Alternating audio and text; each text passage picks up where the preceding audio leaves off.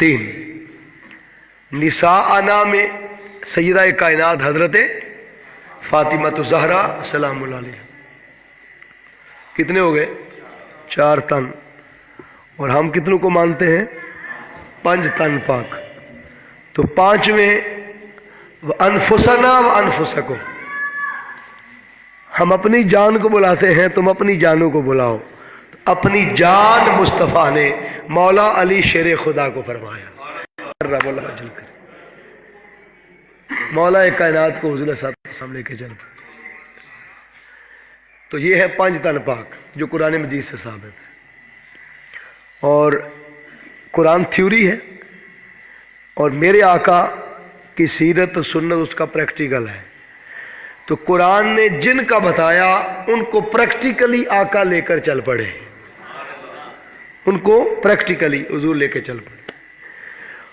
اور جن عیسائیوں نے مباہلے کا چیلنج قبول کیا تھا، وہ جب دور سے ان کا بڑا پادری، ان کا جو بڑا ہے وہ دیکھتا ہے تو اس کی نگاہ، اونچے تھے نا حسنین کریمین کندھوں پر، تو اس کی نگاہ حسنین کریمین کے چہروں پہ پڑی. بس نگاہ پڑتے ہی وہ دور سے، ابھی مجلس نہیں ہوئی، ابھی قریب نہیں آئے، ابھی بات نہیں ہوئی، ابھی سوال و جواب شروع نہیں ہوئے، ابھی کوئی بات ایسی ہوئی نہیں. گھاٹیوں کے اندر سے آقا تشریف لا رہے ہیں، کبھی اونچائی میں کبھی پستی میں. تو دور سے جب نگاہ پڑی نا حسنین کے چہروں پر، تو جو ان کے بڑے بڑے تھے نا عیسائیوں کے، وہ دور سے ہی ہینڈز اپ کر گئے اور ہاتھ کھڑے کر کے کہتے ہیں، عیسائیوں اگر قیامت تک نسل عیسائیت برقرار رکھنی ہے تو مصطفیٰ کے ان شہزادوں کے سامنے ہینڈز اپ کر دو. ہینڈز اپ کر گئے، بھاگ گئے.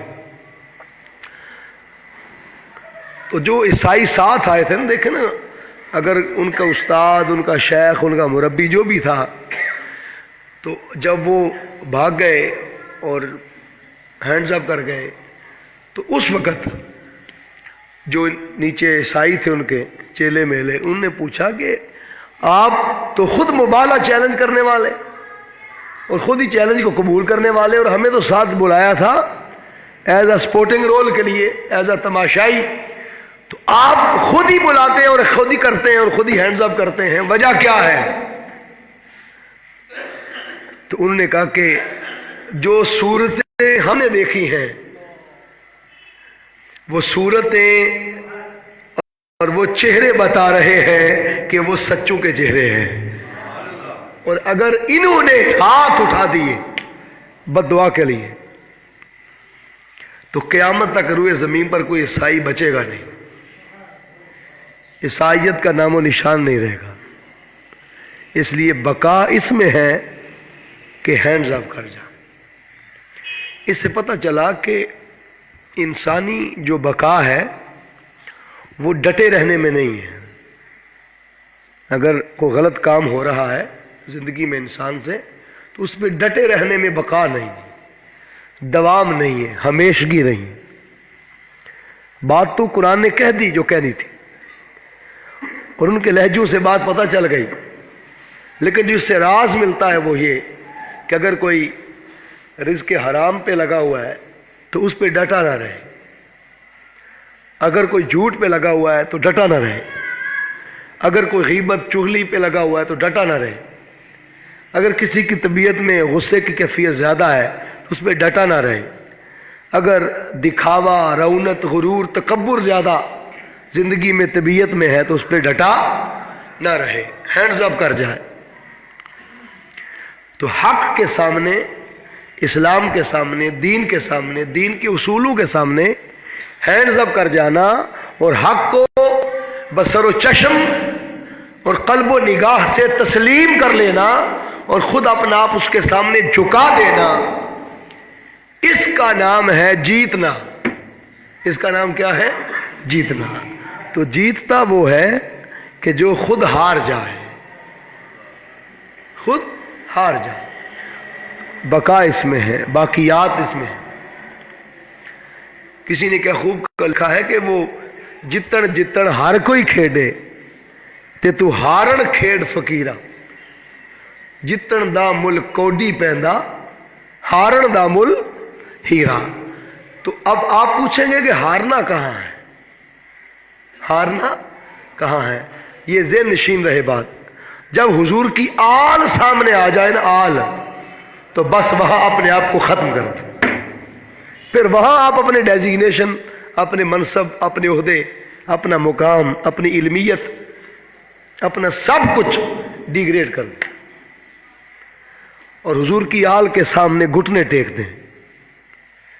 عیسائیوں کے بچ گئے، مصطفیٰ کی آل کے سامنے گھٹنے ٹیک۔ عیسائیت کا نام زندہ ہے، تو اگر مسلمان ہو کر حضور کی اہل بیت کے سامنے گھٹنے ٹیک دے اور ہار جائے اور ان کو جتا دے اور ان کو اونچا مقام اور منصب پہ بٹھائے، تو اس سے اللہ بھی راضی ہوتا ہے اور اس کا محبوب بھی راضی ہوتا ہے، اور ہارنے والوں کی بقا بھی اس میں۔ آپ کو معلوم ہے کہ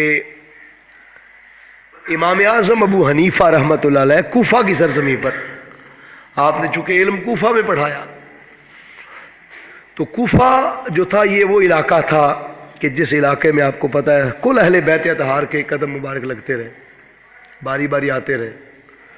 تو اس علاقے میں امام اعظم رحمۃ اللہ علیہ نے اپنے شاگردوں سے کہہ رکھا تھا کہ حضور کی آل کا کوئی چھوٹا سا بچہ بھی تمہیں پتہ چل جائے نا کہ یہ نسل حسین سے ہے،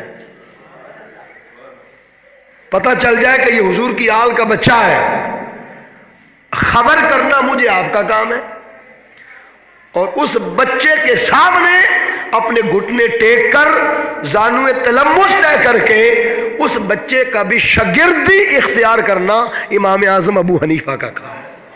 میں اس بچے کا بھی شاگرد بن جاؤں گا جس کی رگوں میں خون مصطفیٰ دوڑتا ہے صلی اللہ علیہ وسلم۔ تو یہ ہے اپنے آپ کو ختم کرنا۔ اب امام اعظم کا ایک نام تھا، شرق سے غرب تک ان کو امام اعظم کہتے ہیں، مشرق سے مغرب تک علمیت میں آپ کا مقام ہے، تفقہ فی الدین میں آپ کا ایک درجہ ہے، لیکن 9 حضور کی آل کے شہزادوں کی آپ نے شاگردی اختیار کی۔ اور امام اعظم رحمۃ اللہ علیہ اکثر فرمایا کرتے تھے کہ لو ہلکت ابو حنیفہ ہلاک ہو جاتا اگر مصطفیٰ کی اہل بیت کا دامن نہ اس نے تھاما ہوتا۔ اپنے آپ کو خود کہتے، اور پھر آپ سے پوچھا جاتا کہ آپ کی عمر کتنی ہے، تو فرماتے صرف 2 سال ہے۔ لوگ کہتے مذاق نہ کریں، آپ نے فرمایا جو امام محمد باقر اور امام محمد جعفر صادق علیہ السلام کے قدموں میں 2 سال گزرے، اصل میری وہ زندگی ہے، اصل زندگی وہی ہے جو نبی کی آل کی مودت میں گزر جائے، حضور کی آل کی مودت و محبت میں گزر جائے، ان کے سامنے ہار جانا، ان کے سامنے بولیے ہار جانا، اپنے ڈیزیگنیشن، اپنے منصب گرا دینا، اپنی شخصیت کو ان کے سامنے توڑ دینا، یہ ہے۔ اور آپ کو معلوم ہے جب ابھی آقا دو جہاں صلی اللہ علیہ وسلم کا بھی تازہ وصال مبارک ہوا تھا، تو حسنین کریمین سے ایک محبت چھنی تھی، اور نانا کی جو محبت تھی آپ کو پتہ ہے کہ کس نانے نے اتنی محبت دینی ہے اپنے پوتوں کو جتنی سرکار نے دے رکھی، کندھوں پر بٹھا کر گھمانا، کھلانا، ان کو اپنی زبان چسوانا، ان کو گود میں لٹانا، اور آدھی رات کو اٹھا کر سینے سے چپٹا کے پھر اوپر چادریں اوڑھ کے ان سے محبت کرنا، انہیں چومنا، ان کی گردنیں چومنا، پیار کرنا، اور آدھی رات کو صحابہ کرام کا پوچھنا آقا یہ سینے پر کیا ہے، تو حضور فکشف الحجاب، حضور چادر ہٹاتے تو آدھی رات کو بھی ایک طرف امام حسن کو اٹھایا ہوتا، ایک طرف امام حسین کو اٹھایا ہوتا۔ یہ پیار کون دے سکتا ہے؟ یہ محبتیں آقا نے جو دی تھی تو تازہ محبت اور پیار چھنا تھا، ابھی غلبہ محبت زیادہ تھا، تو خلیفہ اول حضرت ابو بکر صدیق رضی اللہ تعالیٰ عنہ چونکہ اب خلیفہ وقت بن گئے، مسند پر بیٹھے، تو مسند پر جب بیٹھ گئے، منبر پر بیٹھ گئے، تو امام حسین علیہ السلام اور امام حسن مجتبیٰ شہزادوں نے آ کر کہا کہ اے ابو قحافہ کے بیٹے ابو بکر، ہمارے بابا ہمارے نانا کے ممبر سے نیچے اترو، ہمارے نانا کے ممبر سے۔ اب ایک طرف خلیفہ وقت ہے، 12.5 لاکھ مربع میل کے وارث، اور جنہوں نے کل صحابہ نے اتفاق رائے سے اور اجماع امت کے ساتھ ان کو خلیفہ وقت بنایا، اور جن کی امامت کو میرے آقا نے پسند کیا، وہ ممبر پہ ہے۔ اور خلیفہ اول حضرت ابو بکر صدیق رضی اللہ عنہ حسنین کریمن کہتے ہیں ہمارے نانا کے ممبر سے نیچے آؤ، یہاں ہمارے نانا بیٹھ سکتے۔ تو حضرت صدیق اکبر نے آگے سے مائنڈ نہیں کیا کہ میں وقت کا سلطان ہوں، خلیفہ وقت ہوں۔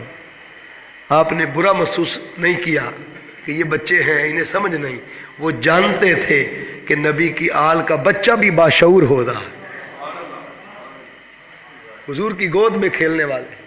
اسی لمحے ممبر چھوڑ کے نیچے آ گئے، ممبر چھوڑ کے نیچے آ گئے۔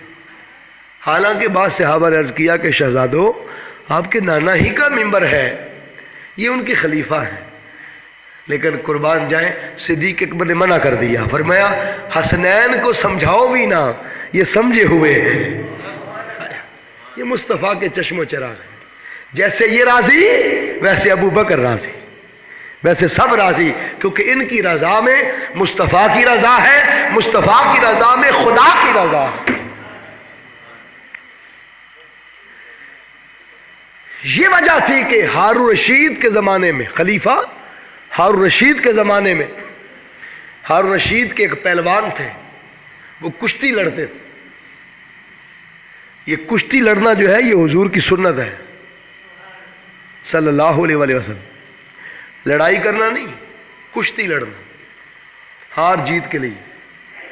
ایک کافر نے حضور کو چیلنج کر دیا تھا، اور وہ اس کی تاریخ تھی کہ وہ 10 لوگوں سے اکیلا کشتی کرتا تھا، اتنا بڑا پہلوان تھا وہ، داؤ پیچ کا بڑا ماہر تھا، 10 لوگ اس سے کشتی لڑتے، وہ 10 کے 10 لوگوں کو ہرا دیتا، جیت جاتا۔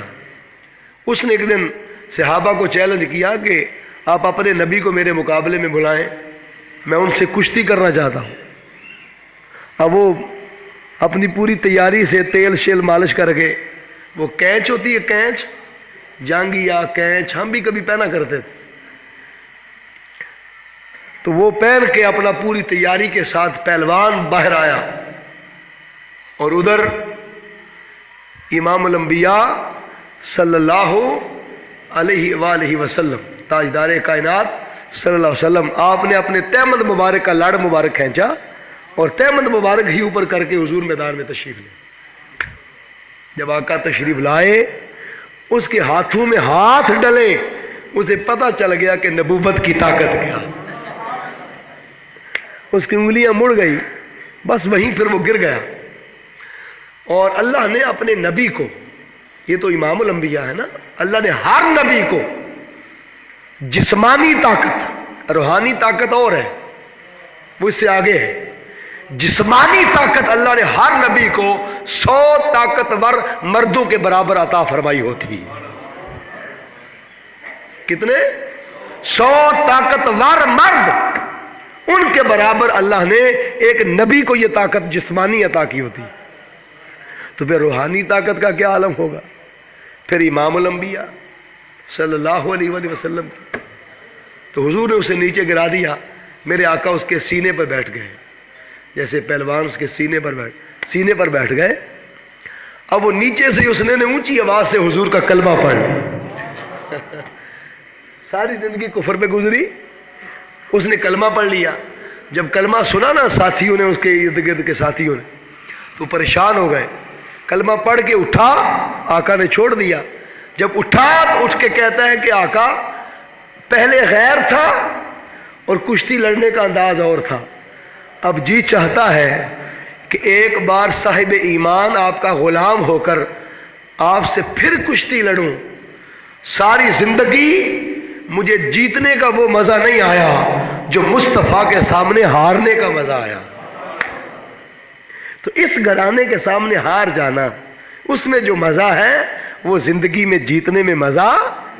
تو بات کر رہا تھا کہ ہارون رشید بادشاہ جو مامون رشید کا بیٹا تھا، اس نے بھی ایک پہلوان اپنا بنا رکھا تھا، اور پورا سال اس پہلوان کے مقابلے میں کوئی کشتی لڑنے نہیں آتا تھا. اتنا بڑا پہلوان تھا، وہ ہر سال ایک بار بازو کھڑا کرتا تھا، کوئی مقابلہ نہیں کرتا تھا. اور ایک دن ایک سید زادہ، اس کے بچے 7 دن سے بھوکے تھے اور وہ پریشان تھا کہ بیمار تھے اور بیماری کی وجہ سے کاروبار چھوٹ گیا، گھر میں کمائی نہیں آ رہی، اور یہ لوگ رزق حلال کھانے والے تھے. تو رزق حلال میں پھر وہ گھر کا نظام نہیں چل رہا تھا. تو بیوی نے مجبور کیا کہ کچھ نہ کچھ تو لے کے آئے نا. تو اب دیکھا کہ کاروبار تو ملتا کوئی نہیں، آج کل اتنے وسائل ہیں تو کاروبار نہیں ملتے. تو اس وقت حالات ایسے تھے. تو جب کاروبار نہ ملا تو بیوی نے مشورہ دیا کہ سنا ہے کہ بادشاہ کا جو پہلوان ہے نا جنید، اس کے مقابلے میں اگر کوئی ہار بھی جائے اسے کچھ نہ کچھ پھر بھی انعام مل جاتا ہے. تو چلو ہار ہی جائیں گے نا آپ. یہ ہمیں پتا ہے کہ ہم جب یہ کشتیاں ہوتی تھی تو چھوٹے چھوٹے ہم بھی جاتے تھے، تو لوگ جیتنے والے کو بھی انعام دیتے تھے اور ہارنے والے کو بھی کچھ نہ کچھ پیسے اس لیے دیتے تھے کہ چلو بھائی ہار گیا لیکن داؤ پیچ اس نے اچھا کھیلا ہے، اس کے کرتب اچھے تھے، کچھ نہ کچھ یہ اس کے پاس کچھ نہ کچھ ہے، اس کو داد بھی دیتے تھے لوگ. ہم نے اپنی آنکھوں سے دیکھا ہے. تو ہار جائے گا تو کچھ نہ کچھ تو مل جائے گا. تو وہ سید زادے تھے، چل پڑے. جب گئے تو وہ جو جنید تھے پہلوان، وہ پوری تیاری کے ساتھ اسی طرح باہر آئے، اور یہ سید زادے بیچارے کمزور تھے جسمانی طور پر، میدان میں نکل آئے. جب ہاتھوں میں ہاتھ ڈلے تو پھر آپ کو پتہ ہے کہ ایک دوسرے کے کندھے پر دوسرے کا سر ہوتا ہے. پہلوان اس کا سر اس کے کندھے پر، اس کا سر اس کے کندھے پر. تو منہ جو ہوتا ہے نا وہ کان کے قریب ہو جاتا ہے. جب منہ کان کے قریب گیا نا تو سید زادے کے منہ سے نکل گیا کہ میں پہلوان نہیں ہوں، سید ہوں مگر غریب ہوں، میرے بچے بھوکے ہیں. بس اتنی بات کہنے کی دیر تھی. جنید نے 2-3 ہاتھ مارے، خود پشت کے بل نیچے لیٹ گیا اور سید زادے کو اپنے سینے پر بٹھا لی. جتن جتن ہر کوئی کھیڈے تے تو ہارن کھیڈ فقیرہ، جتن دا مل کوڈی پیندا ہارن دا مل ہیرا. جب سید کو چھاتی پر بٹھا لیا نا تو جنید بغدادی، جنید کا یہ منظر دیکھ کر بادشاہ خلیفہ وقت، وہ جو خلیفہ تھا ہارون رشید، وہ کہتے ہیں میں نہیں مانتا اس کشتی کو، میرے جنید کو زندگی میں کسی نے نہیں گرایا، یہ کیسے گر گیا، یہ دھوکہ ہو گیا ہے. دوبارہ کشتی ہوگی. دوبارہ کشتی ہوئی. پھر وہی جب کان چہرے قریب گئے تو کہا سید ہوں مگر غریب ہوں. یہ بات کہنے کی دیر تھی. بس ہارون رشید کی آنکھوں، وہ جو جنید کی آنکھوں سے آنسو نکل پڑے. وہ روتا رہا اور پھر کشتی کیا ہونا تھی، پھر پشت کے بل نیچے لیٹ گیا، سید زادے کو اپنے سینے پر بٹھا لیا. کشتی جیت گئے. جب وہ جنید گھر لے گئے اور گھر میں زندگی کے جتنے انعام جیتے ہوئے تھے نا، گولڈ کے، سونے کے تمغے، چاندی کے تمغے، جو کچھ جیتا تھا زندگی میں، وہ سارے کا سارا سید زادے کی چادر بچھا کر اس میں ڈال کے گٹھری باندھ کے سر پہ رکھ دیا، پر میں زندگی کے سارے انعام لے جاؤ. ہارون رشید بادشاہ تھا، اس نے بھی ہیرے جواہرات سے لاد دیا، عوام نے، رعایا نے بھی پیسہ دیا. سید زادے راتوں رات امیر ہو گئے. ایک عظیم کارنامہ دیکھا، سلسلہ کار کیا. جب گھر پہنچے تو رات کا تھوڑا تھوڑا اندھیرا چھا چکا تھا. اب سید زادہ تو گھر پہنچ گیا، ادھر جنید اب خالی جنید نہیں رہا، وہ جنید بغدادی ہو چکا تھا. رات کو بستر پہ آنکھ لگی، مقدر جا کے مصطفیٰ خواب میں آ گئے. تاجدار کائنات نے فرمایا ہماری آن کی لاج رکھنے والے محمد مصطفیٰ ساری زندگی اب تیری لاج رکھیں گے.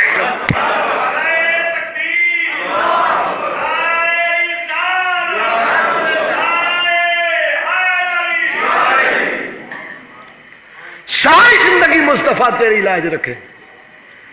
پھر جنید بغدادی کو حضور نے راتوں رات کرم فرمایا، ولایت کا منصب عطا کیا، اور پھر منصب ولایت پر وہ مقام پایا کہ پانی پر مسلح تیر کے وہ ڈال کے تیرتے تھے، اور پھر جنید بغدادی اس مقام پر پہنچے کہ فرماتے ہیں کہ 30 سال سے جب نماز کے لیے ہاتھ باندھتا ہوں تو رب جنت سجا کر جنید بغدادی کے سامنے کر دیتا۔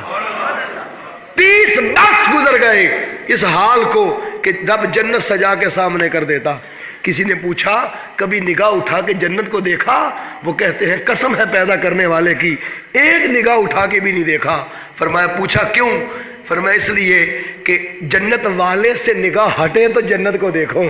پھر یہ منصب بھی جنید کو ملا، تو بولیے دنیا میں سادات کے سامنے جیت کر ملا یا ہار کے ملا؟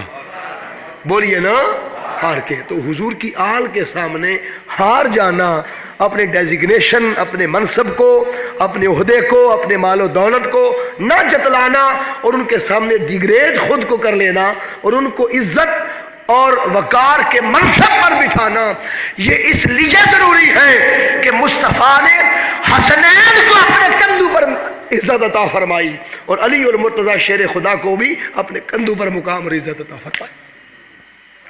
تو اگر حضور کی نسل اور نسب میں سے کوئی عام شہزادہ اور سیدزادہ اگر اس کے احترام کا یہ حال ہے، تو جس نے مولا علی کا احترام کر لیا، جس نے حسن و حسین کا احترام کر لیا، پھر ان کا منصب و مقام کیا ہوگا؟ دوستان ذی احتشام، 13 رجب المرجب کو، 13 رجب کو غالباً یہ 20 تاریخ بنے گی، حضرت علی المرتضیٰ شیر خدا کرم اللہ وجہ الکریم کا یوم ولادت ہے، یوم ولادت ہے۔ اور آپ کی والدہ ماجدہ حضرت فاطمہ وہ خانہ کعبہ میں، مکے کے گلیاں بازار بند ہیں، کوئی دروازہ کھلا نہیں، اور اس وقت کوئی دائی بھی نظر نہیں آ رہی، تو چلتے چلتے جب کعبے کے صحن کا جب دروازہ دیکھا تو وہ کھلا ہوا تھا، صحن کعبہ میں آئیں تو اللہ رب العزت کی بارگاہ سے اس کعبے کے کمرے کا دروازہ بھی کھول دیا گیا، تو کعبے کے اندر تہجد کے قریب مولا علی شیر خدا کی ولادت واقع ہوئی۔ 13 رجب کو آپ کی ولادت باسعادت کعبے کے اندر ہوئی۔ دنیا کی کسی ماں کو مسجد میں بچہ جننے کی اجازت نہیں ہے، اور اگر بچہ پیدا ہو جائے اس ماں کو 40 دن تک مسجد میں آنے کی اجازت نہیں۔ اب آپ سمجھ گئے نا؟ تو یہ مسئلہ ہے، فقہی مسئلہ ہے۔ اسی طرح مرد بھی پلید ہو جائیں، عورت، کسی کو آنے کی اجازت نہیں اس حال میں مسجد۔ تو دنیا کے اندر کسی کو عام مسجد میں، حافظ معینی قادری میں کسی کو آنے کی اجازت نہیں، تو کہاں مسجدوں کی سردار خانہ کعبہ، مولا علی کی ولادت ہو رہی۔ لیکن اللہ نے اس خون نفاس کو خون نفاس رہنے ہی نہیں دیا۔ جو خون مولا علی سے جڑ جائے جس وطن کا، اللہ اس خون کو بھی علی کی طہارت اور پاکیزگی کے صدقے پاک کر دیتا۔ فقہاء نے فتویٰ دیا ہے کہ وہ خون نفاس رہا ہی نہیں۔ وَيُطَهِّرَكُمْ تَطْهِيرًا، یہ اتنے پاک ہیں کہ ان کے وجود سے جو نعمت جڑ جائے اللہ اس نعمت کو بھی پاک کر دیتا۔ یہ وجہ ہے کہ حضور نے فرمایا ترکت فیکم ثقلین القرآن واہل بیت عطرتی، میں تمہارے اندر 2 بڑی وزنی چیزیں چھوڑ کے جا رہا ہوں، ایک قرآن اور دوسرا اپنی آل، اپنی عطرت، اہل بیت۔ ان کو تھامے رکھنا، ان کو جو مضبوطی سے تھامے رکھے گا لن تدلوا، کبھی گمراہ نہیں ہوگا، تم کبھی گمراہ نہیں ہوگے اگر ان کو تھام لو گے۔ اور اگر ان میں سے ایک بھی چھوٹ گیا تو گمراہی کے رستے کھل جائیں گے۔ اگر گمراہی سے بچنا چاہتے ہو تو دونوں کو تھامنا ہوگا۔ زمین کے اوپر کوئی ایسا طبقہ بھی ہے جو کہتے ہیں صرف قرآن کی بات کرو، اس کے بعد ہم کچھ نہیں مانتے، اور کچھ ایسے بھی ہیں کہتے ہیں صرف آل کی بات کرو، ہم کسی اور کو نہیں مانتے۔ تو ایسے لوگ گمراہ ہیں۔ بچے گا وہی جو ایک ہاتھ سے دامن قرآن تھامے اور دوسرے ہاتھ سے دامن اہل بیت تھامے۔ قرآن تھیوری ہے، اہل بیت اس کا پریکٹیکل ہے. اہل بیت بولی اس کا قرآن نے جو کہا کربلا والوں نے کر کے دکھا دیا, ان کے کردار نے کر کے دکھا دیا. اس لیے دونوں کا دامن تھامنا ضروری.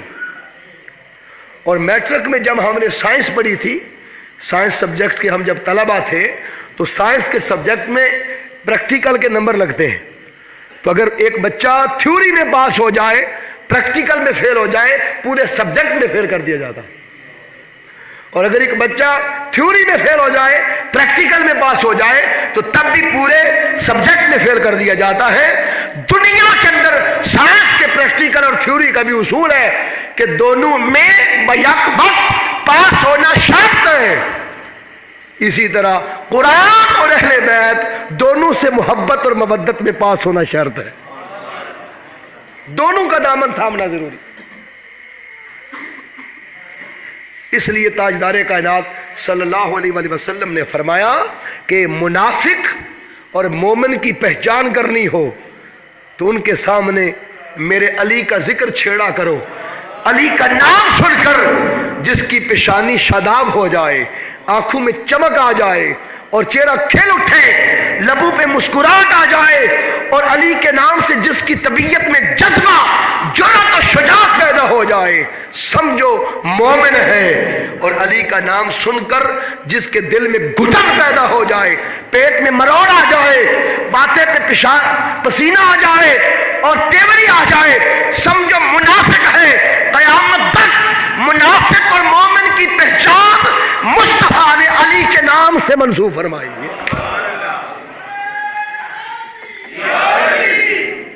تو جن کے نام سے یہ پہچان ہے ان کی ذات کا عالم کیا ہوگا. اور ذات کا عالم یہ ہے کہ حضور فرماتے ہیں ان نظرو الی وجہ علی جن عبادہ, علی کے چہرے کو خالی دیکھنا بھی خدا کی عبادت ہے. خالی دیکھنا علی کے چہرے کو, بولیے خدا کی عبادت ہے. اور اگر حضرت علی کے چہرے کو دیکھنا خدا کی عبادت ہے تو بتاؤ پھر حضرت علی سے کدھر پوچھا گیا کہ آپ کا حضور سے رشتہ کیا ہے, حضور سے رشتہ کیا ہے. حضرت علی فرماتے ہیں انا عبد من عباد محمد صلی اللہ علیہ وسلم, میں مصطفیٰ کے غلاموں میں سے ایک غلام ہوں. تو جو خود کو حضور کا غلام کہتے ہیں, اگر ان کا چہرہ دیکھنا خدا کی عبادت ہے, تو اب سمجھ آئی کہ صحابہ نماز میں مصطفیٰ کا چہرہ کیوں دیکھتے تھے. کہ اگر غلام کا چہرہ دیکھنا اللہ کی عبادت ہے تو پھر مصطفیٰ کا چہرہ دیکھنا عین عبادت کیوں نہیں ہے, اور حق کی عبادت کیوں نہیں. وہ بھی اس کو عبادت سمجھ کر دیکھتے. اور ایک دن حضرت ابو بکر صدیق رضی اللہ تعالیٰ عنہ مسجد نبوی کے سیر میں نماز پڑھ رہے ہیں, تو نماز پڑھتے ہوئے چہرہ کدھر ہوتا ہے, بولیے کعبے کی طرف. حضرت صدیق اکبر نے اپنا سلام پھیر لیا, سلام پھیر کر کعبے سے چہرہ پھیر لیا اور پھیر کر علی کے چہرے کو دیکھنے لگ پڑے, ٹکٹکی باندھ کے دیکھنے لگ پڑے. آج تو مدینہ پاک چلے جائے نا آپ, اللہ سب کو لے جائے, ہم سب کو مدینہ پاک کی حاضری عطا فرمائے. تو مدینہ پاک کے اندر جا کر بھی وہاں اگر حضور کے روزے کی طرف چہرہ کر لیں نا, جالی مبارک کی طرف, تو وہ شرطے آ کے آپ کا چہرہ پھیر دیتے ہیں.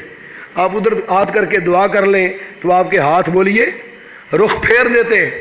تو وہ کہتے ہیں کہ لئی سہینا موجود شئی کل شئی موجود ہونا, کہ سارا کچھ ہوتا ہی ہے کیے, ادھر کیوں ہاتھ کر دیو. وہ یہ کرتے ہیں. ہم تو حضور کی طرف اپنا چہرہ کرتے ہیں نا. صدیق اکبر کا مشرب یہ ہے کہ علی المرتضیٰ کے چہرے کی طرف اپنا چہرہ پھیر رہے ہیں, کعبے سے پشت, کعبے کی طرف پشت کر دی, کعبے سے رخ پھیر کر حضرت علی کے چہرے کی طرف اپنا چہرہ کر دی. تو یہ تو مشرب صدیق اکبر ہے رضی اللہ تعالیٰ. اب یہ منظر جو ہے نا, یہ منظر کہ وہ ٹکٹکی باندھ کے مولا علی کے چہرے کو دیکھ رہے ہیں, اور ام المومنین حضرت عائشہ صدیقہ رضی اللہ تعالیٰ عنہا اپنے گھر کے سوراخ میں سے چک مبارک میں سے وہ حضرت ابوبکر صدیق اپنے بابا کا دیکھنا دیکھ رہی ہے, اپنے بابا کا دیکھنا دیکھ رہی ہے کہ آپ کہاں مشغول ہیں, کہاں محو ہیں, کہاں مصروف ہیں. تو جب ٹکٹکی باندھ کے دیکھتے دیکھا نا, تو پھر سیدنا صدیق اکبر رضی اللہ تعالیٰ عنہ فارغ ہو کے گھر آئے. تو پوچھا ابا جان آج خیریت تھی کہ حضرت علی کے چہرے کو آپ ٹک ٹکی باندھ کے تکتے ہی جا رہے تھے اور میں آپ کا تکنا تک رہی تھی، دیکھنا دیکھ رہی تھی، تو خیریت تو تھی نا۔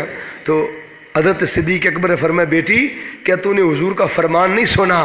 آقا نے فرمایا ہے النظر الی وجہ علی عبادہ، علی کے چہرے کو دیکھنا بھی خدا کی عبادت ہے۔ تو اب جب آقا فرما دیں وہ دین کا حصہ ہو گیا کہ نہیں ہو گیا؟ شریعت کا حصہ ہو گیا۔ یہ سن کر ام المومنین حضرت عائشہ صدیقہ رضی اللہ تعالیٰ عنہ سرکار کی خدمت میں چلی گئی، عرض کی آقا جس نے علی کا چہرہ دیکھا اس نے اللہ کی عبادت کر لی۔ آپ نے فرمایا تو حضور اگر حضرت علی مدینہ پاک سے کوفہ سے گزر جائیں گھوڑے پر سوار، دور چلے جائیں اور بعض کو پتہ چلے کہ وہ مولا علی جا رہے ہیں تو چہرہ نہ دیکھ سکیں، پیچھے سے کمر مبارک پشت مبارک دیکھ لیں، تو کیا مولا علی سے ریلیٹڈ اس عبادت سے وہ لوگ محروم رہ جائیں گے؟ حضرت حسین، ایک امام حسین ہے، ایک سواد کے ساتھ حسین ہے، یہ ایک صحابی ہے، ان سے حدیث روایت ہے، وہ فرماتے ہیں کہ پھر آقا نے اگلا ارشاد فرما دیا، حضور نے فرمایا علی کے چہرے کو دیکھنا بھی خدا کی عبادت ہے، النظر الی علی عبادہ، علی کو دور سے جاتے ہوئے دیکھنا بھی خدا کی عبادت ہے، ان کو پشت سے تکنا بھی خدا کی عبادت ہے۔ کیوں؟ وَيُطَهِّرَكُمْ تَطْهِيرًا، وہ اتنے پاک ہیں کہ ان کی سنگت میں جو چھ آ جائے وہ بھی پاک ہو جاتی۔ پھر تاجدار کائنات صلی اللہ علیہ وسلم کی بارگاہ میں ام المومنین نے انہیں ہمارا بھی خیال آیا، کیا بولیے انہیں؟ یہ تو تھے نا حضرت علی کے زندگی کے لوگ، بظاہر زندگی پانے والے لوگ، اور انہیں ہمارا بھی خیال آ گیا۔ عرض کرنے لگی آقا ایک وقت آئے گا جب مولا علی وصال فرما جائیں گے، وہ مزار اقدس میں چلے جائیں گے، وہ وصال فرما جائیں گے، ان کی وفات ہو جائے گی، تو آفٹر ہز ڈیتھ ان کے وصال مبارک کے بعد جو لوگ آئیں گے، کیا حضرت علی سے متعلقہ یہ جو عبادت اللہ کی مل رہی تھی، جو چہرہ نہ دیکھ سکے، پشت اقدس بھی نہ دیکھ سکے، کیا وہ اس عبادت سے محروم رہ جائیں گے؟ تو ہمارے لیے بھی میرے آقا نے ارشاد فرما دیا، حضور نے فرمایا ذکر علی عبادہ، جس مسجد میں، جس گھر میں، جس دل، جس زبان پر قیامت تک علی کا ذکر، علی کے نام کا نعرہ بھی لگا لیں گے، خدا اس کو بھی عبادت بنا دے گا۔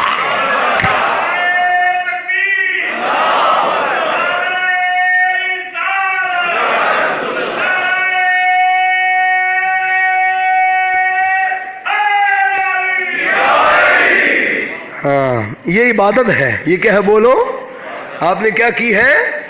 آقا کا فرمان ہے صلی اللہ علیہ وآلہ وسلم، ذکر علی عبادہ، علی کا ذکر کرنا بھی بولو خدا کی عبادت ہے۔ تو بتاؤ جو مصطفیٰ کے خود کو غلام کہتے ہیں ان کا ذکر کرنا خدا کی عبادت ہے، تو پھر عاشق محمد کی نعتیں کیوں نہ پڑھا کریں؟ غلام مصطفیٰ کے تذکرے کیوں نہ کریں؟ مصطفیٰ کے نغمے کیوں نہ لاپیں؟ گلی گلی کوچا کوچا نبی کی منقبتیں، مصطفیٰ کی نعتیں، مصطفیٰ کے قصیدے، آقا کے گن کیوں نہ گائیں؟ عرض کیا آقا جو علی کا ذکر کرے اسے خدا کی عبادت ملتی ہے، جو آپ کا ذکر کرے اسے کیا ملتا ہے؟ حضور کہتے ہیں، رب کہتا ہے وَرَفَعْنَا لَكَ ذِكْرَكَ، مصطفیٰ ہم نے آپ کے ذکر کو ہر بلندی سے بھی بلند کر دیا۔ جو آپ کا ذکر کرے خدا محمد کے ذکر کے صدقے ذکر کرنے والے ذاکر کو بھی بلند کر دیتا ہے۔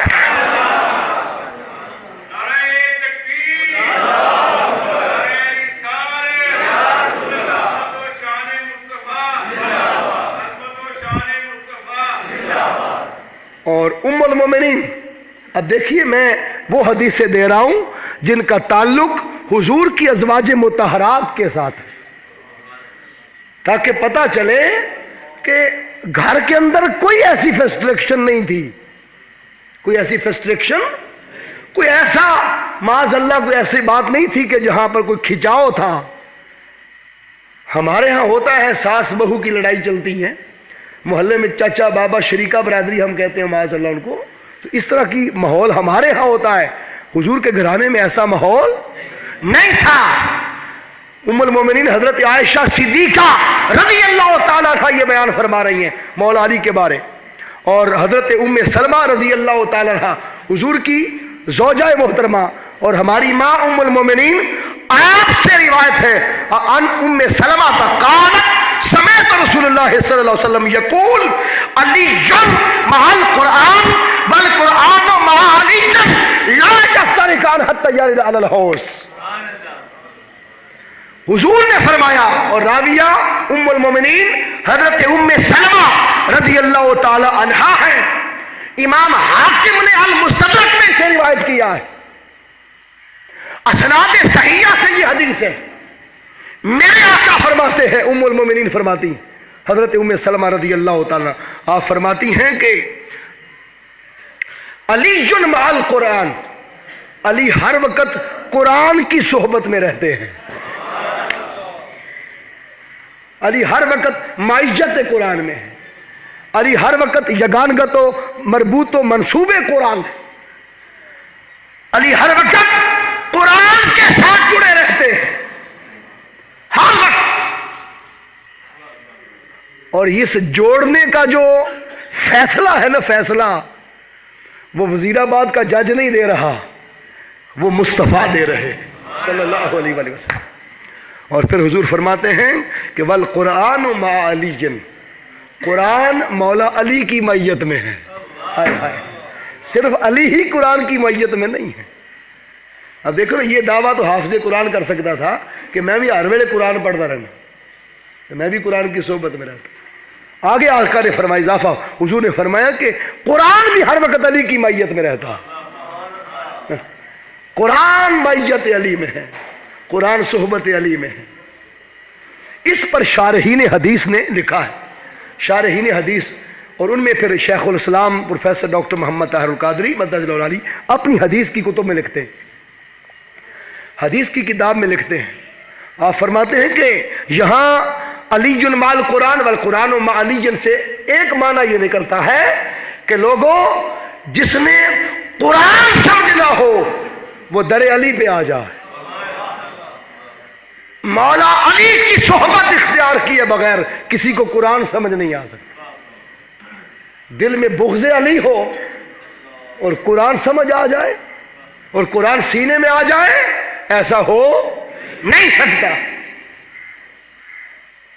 और मेरे आका की हदीस है सल्लल्लाहु अलैहि वसल्लम, शेखुल इस्लाम ने जो दहशत गर्दी का फतवा के खिलाफ फतवा लिखा 600 सफ़े का, उसके अंदर भी ये हदीस पाक मौजूद है। और ये बुखारी शरीफ की हदीस है। हुजूर ने फरमाया कि जो मुनाफिक है, मुनाफिक क़यामत तक एक ऐसा टोला आएगा कि जो कुरान बड़ी कसरत से पढ़ेंगे। उनकी मुख्तलिफ अलामतें बनाई मुनाफिकी की, 35 अलामात बताई। उनमें एक अलामत यह थी कि वो कुरान कसरत से पढ़ेंगे, लेकिन कुरान उनके हल्क से नीचे नहीं उतरेगा। वो दीन से इस तरह खारिज होंगे जैसे कमान से तीर खारिज होता है या शिकार से तीर खारिज होता है। अब हैं वो भी अपने आप को मुसलमान कहलाते, ये दहशत गर्द। तो कुरान के बड़े, तो कुरान हल्क से नीचे नहीं उतरेगा। अब सवाल ये है कि जो हल्क तक आ जाए, हल्क तक, अब हल्क किसको कहते हैं आपको पता है? ये जुबान को नहीं कहते हल्क। ये तजवीद के जो माहिरीन होते हैं वो जानते हैं कि हल्क, ये जो हल्क, ये जो आपको आवाज़ आ रही है ना, हल्क, ये जो नाजुक हड्डी है, नाजुक हड्डी, इसके टकराने से जाकर जो आवाज़ मोटी पैदा होती है, ये जगह हल्क की है। ये जो हल्का करवाते हैं ना आप, खत करवाते हैं, ये हल्क से, तो ये हल्क ये है। अब जो चीज़ यहाँ आ जाए तो आगे उतर जाएगी आसानी से कि नहीं? उतर जाती है ना। अब यहाँ से यहाँ लानी मुश्किल होती है, तो जब यहाँ आ जाए नाजुक हड्डी तक तो आगे तो उतर जाती है। कुरान हल्क तक आया, नीचे नहीं उतरा। मुनाफिक پانی اتر گیا، روٹی اتر گئی، کھانا اتر گیا، ہر شے اتر گئی، قرآن یہاں آ کے رک گیا۔ یہ آقا کی حدیث ہے کہ حلق تک اسے نیچے نہیں اترتا۔ کیوں؟ اس لیے کہ قرآن حلق کے قریب آ کر اندر جھانک کے دیکھتا ہے کہ اس کے سینے میں نبی کی اہل بیت سے مودت ہے یا منافقت ہے۔ اگر سینے میں حضور کی آل کا پیال قرآن کو نظر آئے تو پھر قرآن نیچے اتر آتا۔ تو قرآن اس کے نیچے اترتا ہے، دل میں مؤثر ہوتا ہے کہ جو حضور کی اہل بیت سے مودت کا رشتہ اختیار کر، ان سے پیار کا رشتہ اختیار کر۔ تو تنہا قرآن بھی انہیں فائدہ نہیں دیتا جو حضور کی اہل بیت کا دامن چھوڑ دے۔ اس لیے آقا نے فرمایا ترکت فیکم ثقلین، میں دو وزنی نعمتیں تمہیں دے کے جا رہا ہوں، چیزیں دے کے جا رہا ہوں، ایک نہیں فرمایا۔ تو ایک تو یہ تھا کہ قرآن اسے سمجھ آئے گا جو در علی پہ آئے گا، اور علی اسے سمجھ آئے گا جو قرآن پڑھے گا۔ قرآن کے بغیر مولا علی سمجھ نہیں آ سکتے، اور علی کے بغیر قرآن سمجھ نہیں آ سکتا۔ اور فعل مضارع تثنیہ ہے، لا یفترقان، یہ دونوں کبھی جدا نہیں ہوتے، نہیں ہوں گے۔ کب تک؟ حضور نے فرمایا یہاں تک کہ حوض کوثر پر میں عاشقوں کو کوثر کے جام پلا رہا ہوں گا، ہر کوئی اکیلا اکیلا آئے گا، علی اس دن بھی قرآن سے اور قرآن اس دن بھی علی سے جڑ کے آ رہے ہوں گے، کیونکہ ان دونوں کو مصطفیٰ نے جوڑا ہے صلی اللہ علیہ وآلہ وسلم۔ دوستو، منہاج القرآن نے ساری زندگی تحریک نے ایک ہی کام کیا ہے کہ آپ کو رشتہ محبت میں استوار کیا، ہمیشہ دعوت محبت دی، دعوت نفرت نہیں دی۔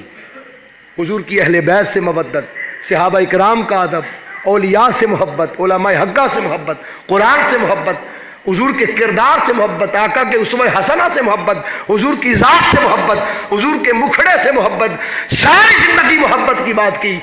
زبان پر وہی آتا ہے جو دل میں ہوتا ہے، اس لیے اپنے دلوں میں حضور کی اہل بیت سے محبت کا رشتہ اختیار کرو، اور جب آقا کی اہل بیت کے شہزادہ سامنے آ جائے خود ہار جاؤ، انہیں جتا دو، خود نیچے ہو جاؤ، انہیں اونچا کر دو، انہیں اونچا۔ اعلیٰ حضرت امام احمد رضا خان حنفی قادری رحمۃ اللہ علیہ، جب آپ کو پتہ چلتا کہ مجلس میں کوئی حضور کا آل کا شہزادہ سیدزادہ بیٹھا ہے، تو امام احمد رضا خان حنفی قادری رحمۃ اللہ علیہ مسند سے نیچے آ جاتے تھے، ممبر سے نیچے آ جاتے اور حضور کی اہل بیت کے شہزادے کو اوپر بٹھا دیتے۔ یہی وتیرہ امام اعظم ابو حنیفہ رحمۃ اللہ علیہ کا تھا۔ اور بات ختم کرتے ہوئے، ہم حنفی ہیں فقہ میں، فقی طور پر امام اعظم ابو حنیفہ کے مقلد ہیں ہم، وہ ہمیں ہمارے مجتہد ہیں، ہم ان کے مقلد ہیں۔ امام اعظم ابو حنیفہ رحمۃ اللہ علیہ کو ایک دن خبر پتہ چلی کہ کوفہ میں امام محمد جعفر الصادق تشریف لائے۔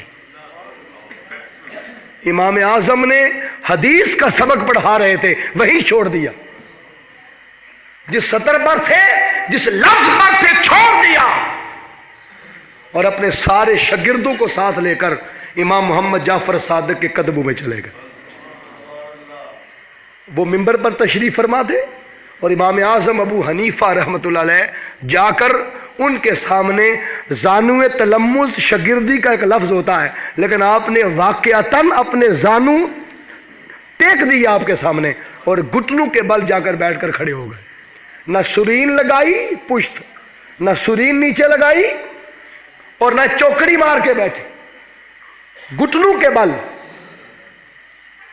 یوں بیٹھے کہ جیسے بندہ تکلف سے بیٹھتا ہے، اور یوں ادب سے ان کے سامنے بیٹھے رہے امام اعظم ابو حنیفہ۔ شاگرد بھی پیچھے دیکھ رہے تھے، وہ بھی ایسے کرتے۔ امام جعفر صادق علیہ السلام نے پوچھا من انتا، آپ کون ہیں؟ تو انہوں نے کہا کہ میں محمد کے گھرانے کا ایک ادنا سا غلام۔ آپ کو بعد میں جب پتا چلا کہ یہ امام اعظم ابو حنیفہ ہے، تو امام جعفر صادق علیہ السلام نے فرمایا آپ ایسے کیوں کرتے رہے؟